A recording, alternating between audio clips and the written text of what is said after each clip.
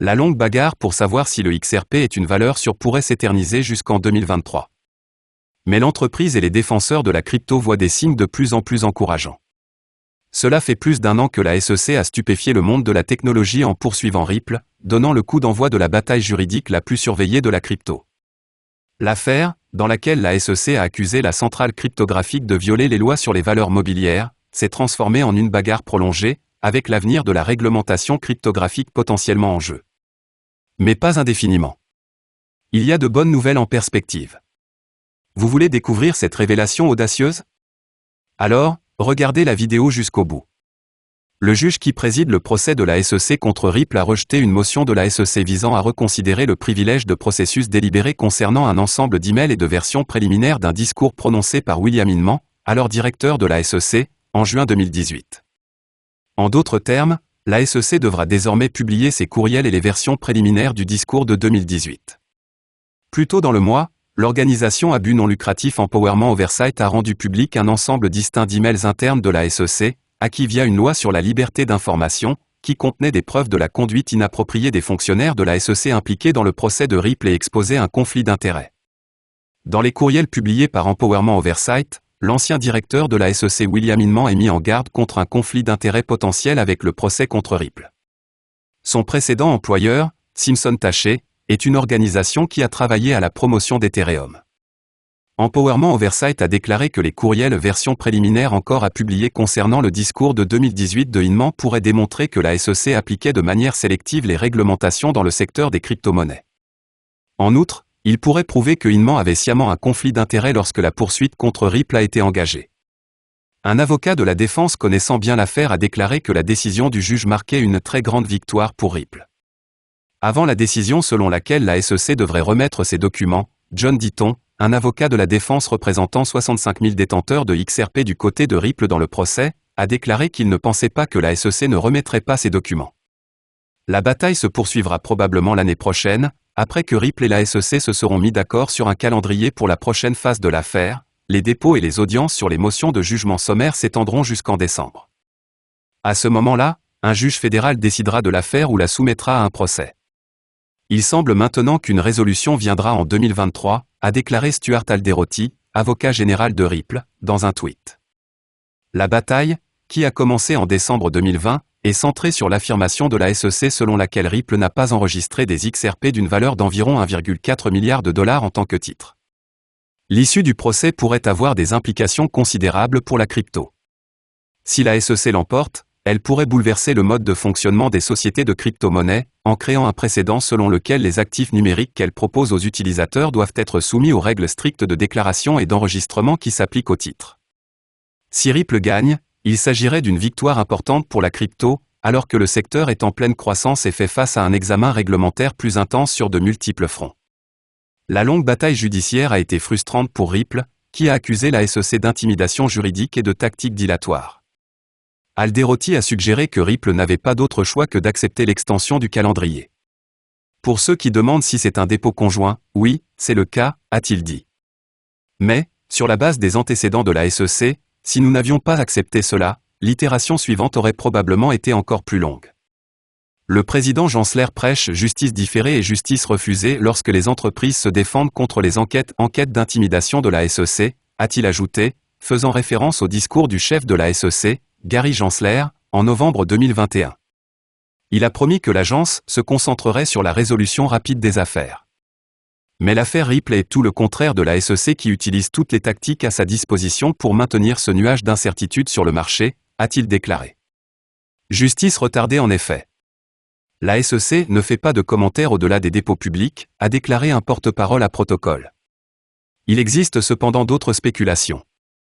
Selon un expert en crypto suivi de près, Ripple Lab espère résoudre son procès avec la SEC d'ici septembre ou octobre 2022. Sur la base des documents rendus publics au cours du premier week-end de mars, Jeremy Hogan, un avocat qui a couvert le procès, a déclaré que Ripple avait pour objectif de conclure l'affaire cette année. Hogan avait prédit que le procès serait terminé en septembre. Un document récent montre Ripple demandant que le recours collectif en cours soit reprogrammé du 26 août au 18 novembre. Je pense que Ripple croit que lorsque l'affaire de la SEC se terminera en septembre-octobre, cette action collective prendra fin en raison de la préclusion collatérale, a déclaré Hogan. Les défendeurs criminels sont protégés d'être jugés pour la même affaire plus d'une fois par le collateral estoppel, un héritage de la common law.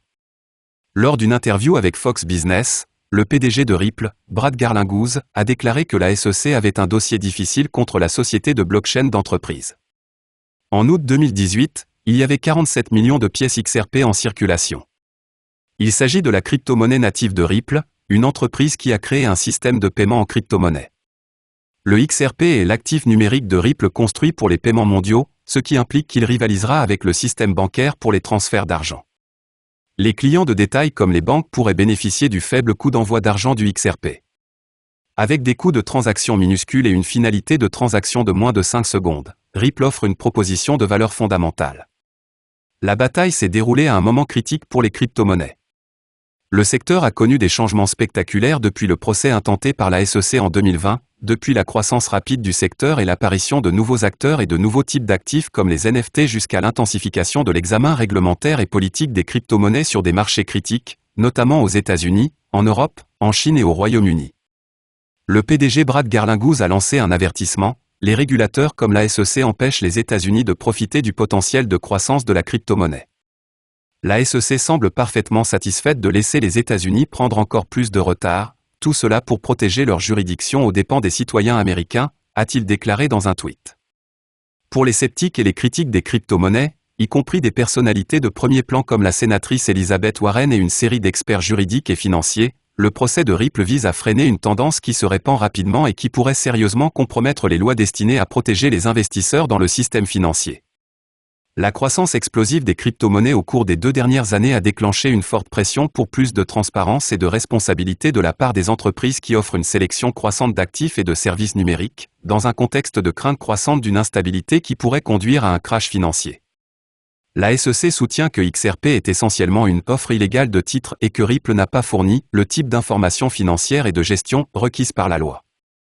Stephen Diamond, avocat chevronné de la Silicon Valley et professeur de droit à l'université de Santa Clara, a déclaré que Ripple avait essentiellement pris la monnaie fiduciaire des gens, leur a remis quelque chose appelé XRP et leur a dit que la valeur de leur XRP augmenterait ou diminuerait selon que nous réussirions ou non à développer le cas d'utilisation du XRP. Le grand livre distribué, la technologie de base de la crypto, a-t-il affirmé, est un jeu d'escroquerie joué par la crypto pour échapper à la réglementation de la SEC et d'autres organismes. Mais Ripple a toujours rejeté l'argument de la SEC concernant le XRP, qui, selon elle, est un jeton utilitaire pour les paiements et non un actif spéculatif, qui a été émis avant la fondation de Ripple et qui n'a jamais vendu de XRP comme investissement. Elle vend des XRP pour fournir ce qu'elle appelle de la liquidité à la demande à ses clients. Il n'y a jamais eu de contrat pour un investissement, a déclaré Alderoty. La possession d'une unité de XRP ne fournit aucun droit, titre ou intérêt dans Ripple ou toute distribution de bénéfices de Ripple. Tard dans le mandat de l'ancien président de la SEC, Jay Clayton, le dépôt de la poursuite a eu un effet dévastateur sur Ripple, faisant s'effondrer la valeur marchande de XRP en décembre 2020. Alderoty a décrit l'action en justice comme un coup de tapis de la SEC qui a fait disparaître 15 milliards de dollars de la valeur des pièces XRP le jour où le procès a été intenté, blessant les personnes même que la SEC prétend protéger. XRP a rebondi depuis le crash de décembre 2020, bien que la monnaie ait fortement fluctué alors que le marché cryptographique est entré dans une autre période de forte volatilité. Ripple affirme également que le procès de la SEC n'a pas ralenti la croissance de Ripple à l'international, où sa technologie de paiement transfrontalier a continué à faire des gains. Notre activité a été florissante en dehors des États-Unis, a déclaré Alderoty. En janvier, la société a annoncé qu'elle rachetait des actions provenant d'un tour de table de série C de 200 millions de dollars en 2019. Garlinghouse a déclaré que les affaires allaient bien malgré ces vents contraires fous. Mais Ripple a intensifié la pression sur la SEC, critiquant la décision de l'agence de poursuivre en justice. La ligne d'attaque la plus convaincante de Ripple est peut-être dirigée vers le discours de 2018 de l'ancien directeur de la SEC, William Inman, dans lequel il a déclaré que l'Ether n'était pas une valeur mobilière. Ces commentaires ont provoqué un rallye du prix de l'Ether et ont endossé la position de l'industrie de la crypto.